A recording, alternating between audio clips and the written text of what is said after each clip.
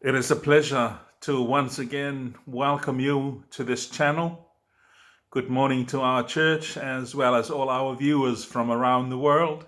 It's a pleasure to welcome you once again um, to this edition of our sermons on Sunday mornings. As we are in lockdown mode once again, this is how we do our business during this difficult times. Let's approach the throne of God in prayer before we embark on our sermon this morning. Heavenly Father, we come before your throne of grace this morning with all our hearts open up to you to give you thanks for all thy love and all thy grace.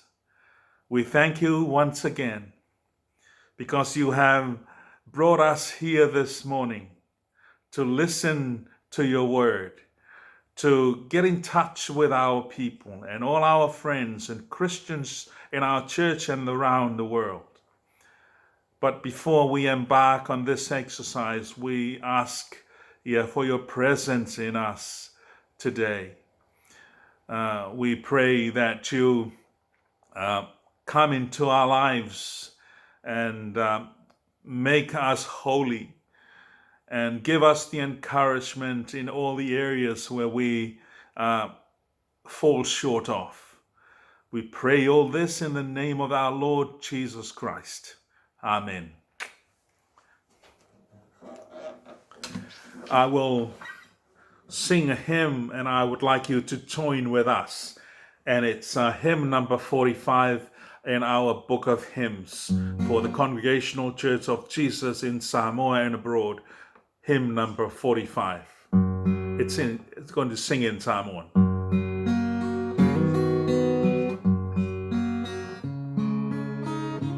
A feel mai o ele anga paia alofa.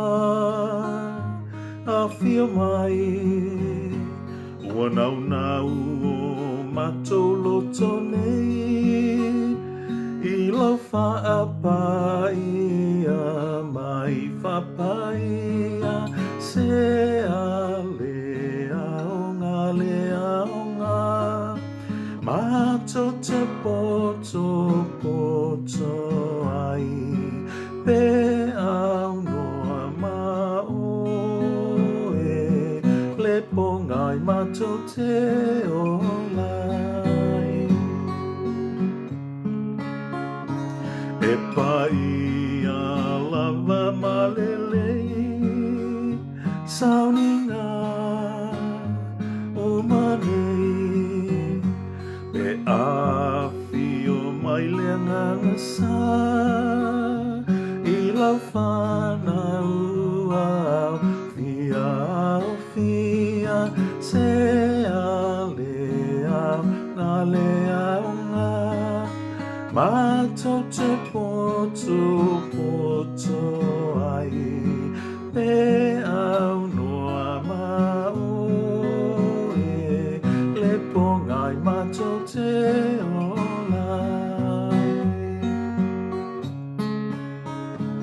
Ia toi a le nei fonga I lau mana mai lunga Ia mato whaalongo malangona Upu mai lau awhi o ngā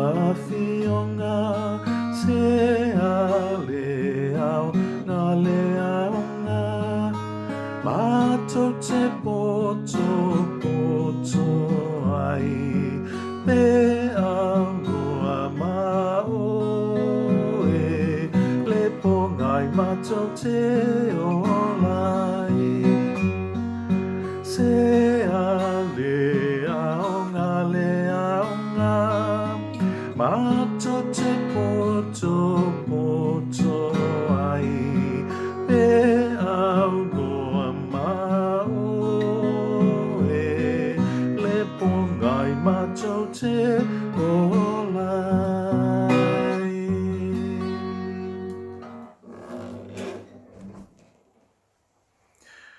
The scripture that I have chosen for this morning is taken from the New Testament, and it's the second book of Paul to Timothy. And I'm reading from chapter 3, verses 1 to verse 5. 2 Timothy 3, verse 1 to verse 5.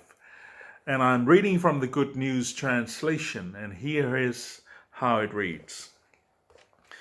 Remember that there will be difficult times in the last days. People will be selfish, greedy, boastful, and conceited. They will be insulting, disobedient to their parents, ungrateful, and irreligious. They will be unkind, merciless, slanderous, violent, and fierce. They will hate the good. They will be treacherous. They will be reckless and swollen with pride. They will love pleasure rather than God. They will hold to the outward form of our religion, but reject its real power. Keep away from such people. May the Lord bless the reading of His word. And the message for this morning, and I'm taking the first verse as our text for this morning, and it's there is a phrase, and this is a group of words in the first verse, and it reads like this. Paul says to Timothy, remember that there will be difficult times. In other translation of the Bible, like the NIV, the NRSV, it goes like this. You should know this, Timothy. And in our theme for this morning, for the message, it goes like this. We have been given a few questions. Questions like, what is it that I need to know? If Paul is saying to Timothy, you should know this, Timothy. The question is, what is it that I need to know? And if I know it, what am I going to do about it? Thirdly, how can I prepare myself to face these things when they come? There is no question that we all understand what is happening in the world today.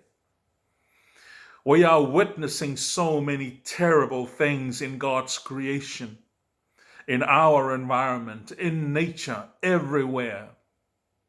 But the most tragic events are taking place in human society.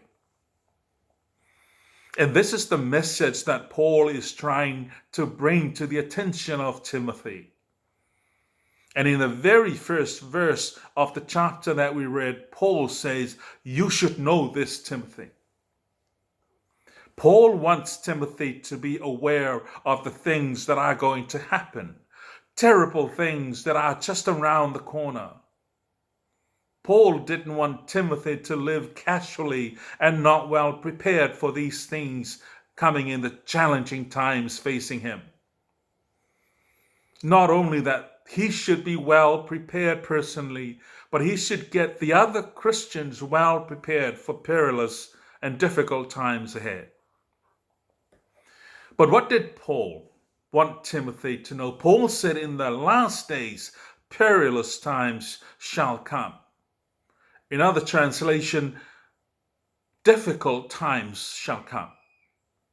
Paul means the last days will usher in very difficult times.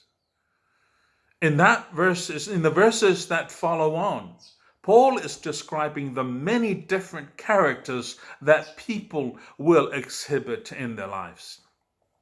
Paul says, for people will love only themselves and their money.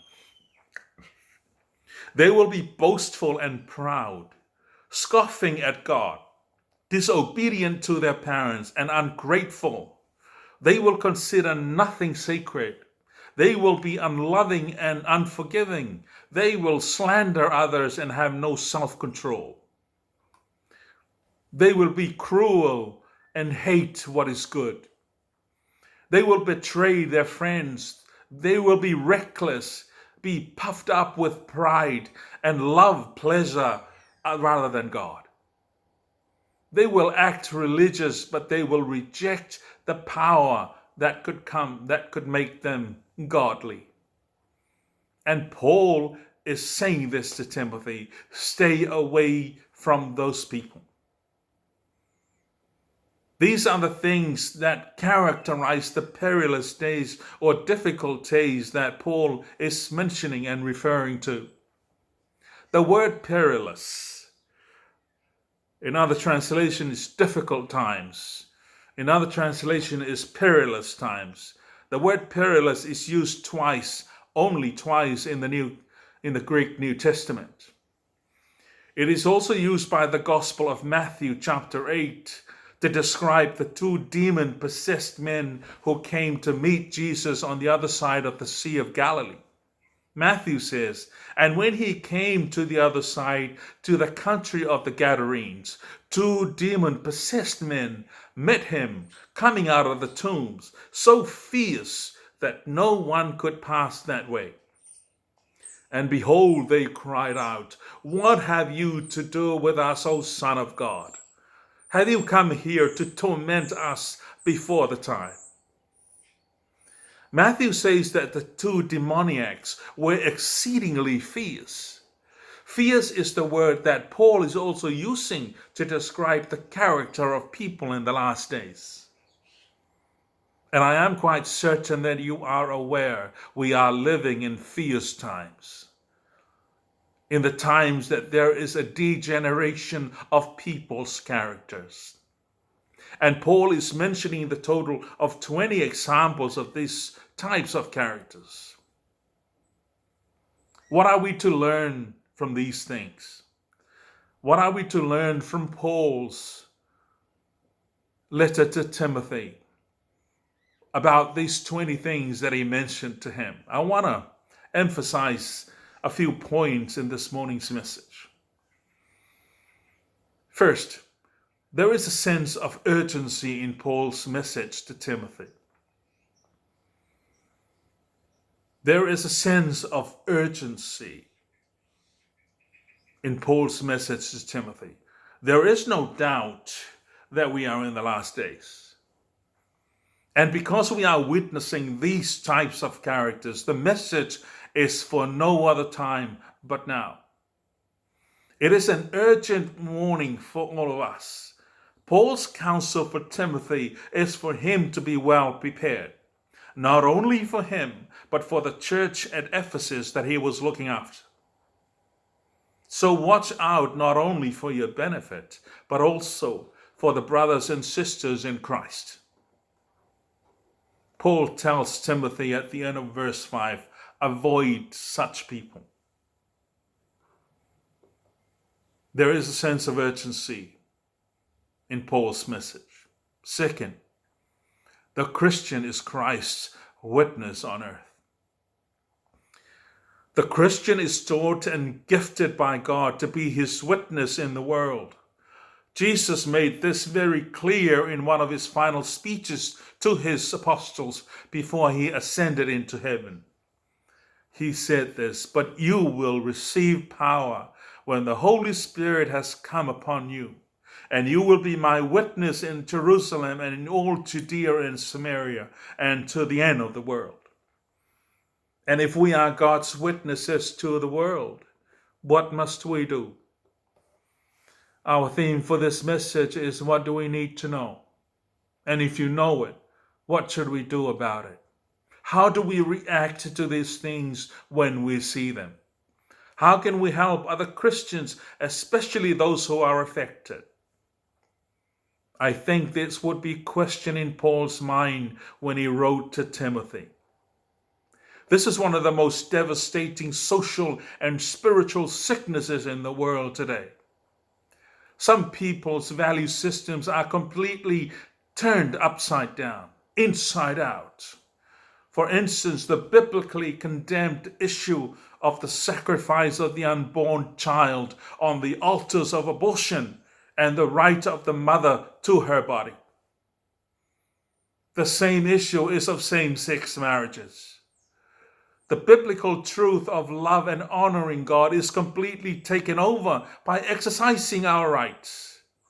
Whose rights are we to honor? Our rights or the holy will of God? Think very carefully about these things, Timothy. And for us Christians, as witnesses of our Lord Jesus Christ in the world, we are to pay close attention to these things. Paul's message to Timothy is in no uncertain terms. Timothy, avoid such people. The Apostle Paul and our Lord Jesus Christ are giving us the same message this morning. Avoid it. Avoid these characters. As witnesses for Christ, we should avoid the exercise of such character. We should not only avoid such people, but pray for them. There is an urgency, a sense of urgency in Paul's message to Timothy and to us. The Christian is Christ's witnesses on earth. Third, these types of characters are enemies of the gospel. These degenerate characters and the exercise thereof were enemies number one of the gospel in the days of Paul and the apostle. The persecution of Christians then and now is a direct outcome of these practices. The item that is on the top of man's list of priorities is to satisfy his own lusts. Therefore, the love for others disappears from this list. The love of God is no longer there. Children disobey their parents primarily because they prefer to live their lives according to what pleases them. The channel of communication in homes is broken down. Paul also mentions the no sense of gratitude. The thankful heart that we used to have is no longer there. People are abusing God's gifts to selfishly benefit them and not others. These attitudes and misdemeanors have been in the way of taking the gospel to all corners of the earth. They have been in the way of our seeking God, and sadly, the same is true of our lives today. There is a sense of urgency in this message. The Christian is Christ's witness on earth. These types of characters are enemies of the gospel. And number 4, last one. How are you dealing with these types of things? This is $1 million question for us Christians. What are we doing about them? How do we feel when we see them? If your search for God's truth is being impacted by these kinds of behaviors, what are you going to do about it? And what are you doing about it? I'll tell you what I do. I would pray that God would reveal to me any weaknesses that I might have. And there is no doubt that there are many. I would look at the list of 20 things that Paul has given to Timothy, and I would benchmark myself against that list. The outcome of that benchmarking exercise would be my next step in my self-improvement exercise. For example, if I am disobedient to my parents, if I'm loving just myself and not others, if I am abusing the gift of God for my own good, that would form the basis of my next move, and which is self-improvement. And it's good to know our weaknesses so that we can work towards turning our lives around. And the next step is no doubt going to be the most difficult step indeed. But you don't have to worry. You won't do it alone. It takes tapping into the power of God through the gift of His Holy Spirit. It takes prayer and supplication. This is all in the holy Word of God, which is the source of divine teaching and encouragement. His Word is God's way of communicating with us. At the end of the very chapter that we read, and in this last words to Timothy, Paul is saying, while evil people and impostors will go on from bad to worse, deceiving and being deceived. But as for you, continue in what you have learned and have firmly believed. All scripture is God-breathed and profitable for teaching, for reproof, for correction, and for training in righteousness, that the man of God may be complete and equipped for every good work. Paul's will for Timothy was to continue to read and study the Bible diligently. It is the book of life. It is the book that is inspired by God. It is the book that is useful for teaching, disciplining, and educating us in righteousness. What is the value of teaching, of disciplining, of directing, of being wise? Paul says that the man of God may be complete, equipped for every good work. In summing up, there is a sense of urgency in Paul's message to Timothy. It is the call for us Christians to act now. Do not wait, because we are in those difficult times that Paul is referring to. Look around you. Identify what needs to be done. It's good to know where you fall. Secondly, the Christian is Christ's witness on earth. We should take this very seriously. As representatives of Christ on earth, His work is the most important thing for us to be doing, Christians. Bringing other people, bringing the unsaved to being saved, bringing them to Christ, teaching them the Word of God. Study the Word diligently and act as witnesses of Christ. Because we know that these types of characters are enemies of the gospel. They stand in the way of us fulfilling the will of God for other people. And the challenge comes for us. What are you dealing? How are you dealing with these things? What are you doing about them? Let's pray. Heavenly Father, we thank you for your word. We thank you for reminding us of where we fall day in and day out. We thank you for teaching us. We thank you for your word that guides us in this dark and difficult times that we are facing. We cannot do this job alone. We ask you to be with us. We ask you for your Holy Spirit to come and live and reside in us.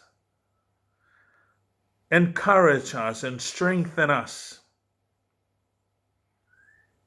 so that we do your work according to your will.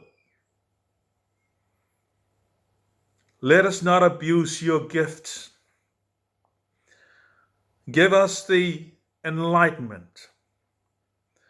Give us the courage and the strength to pursue what is good and what is right and the truth of your word.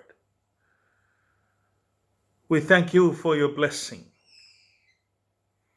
And we ask you to continue to guide us, to continue to protect us from COVID-19. Once again, we are facing the lockdown mode, but we persevere because of the strength that you give us. And in return, we say, thank you, Lord. May your name be praised. And may your miracles continue to happen to our lives. Bless everyone that is listening to this broadcast. Bless our church and bless every family. And we pray all these in the name of Jesus Christ, our Lord and Savior. Amen. We thank you very much for joining us once again today. May the blessings of our Lord be upon you and your children and your family until we meet again. Goodbye.